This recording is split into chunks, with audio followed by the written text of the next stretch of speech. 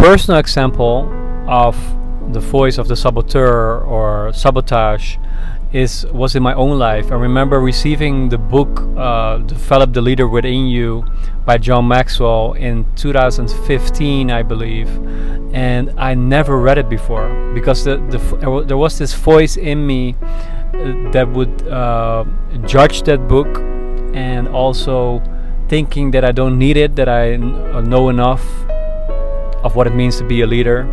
But this book, I just finished this book, and that's years later. And when I finished it, my self-image got crushed in a good way. There was a paradigm shift of what it means to be a leader.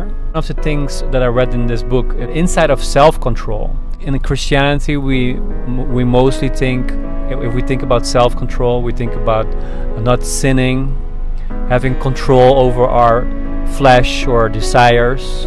But self-control is much deeper than just that. To get a grip over your own life, to having control over the things in your life, and also it could be traumas, emotional pain, coming to a point of maybe even being sick of yourself and thinking, man, I need to change my whole life, my whole perspective on things, and change my mindset.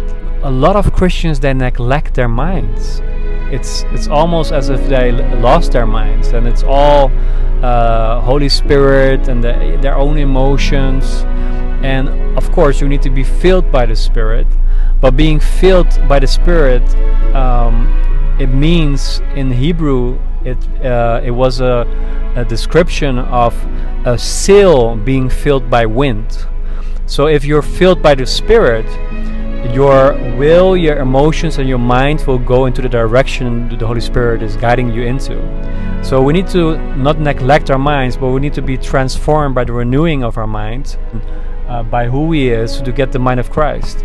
And you can achieve a lot of things with your mind. So don't neglect your mind. One of the quotes in the book is, a person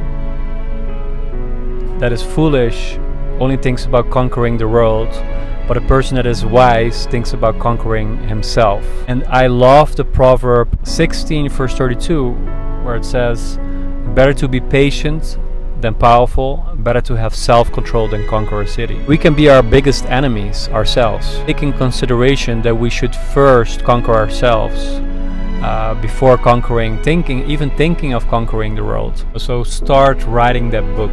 Start making a script for that animation movie or movie. Start setting up that business. Start networking. Just do it. Start making a plan for your life.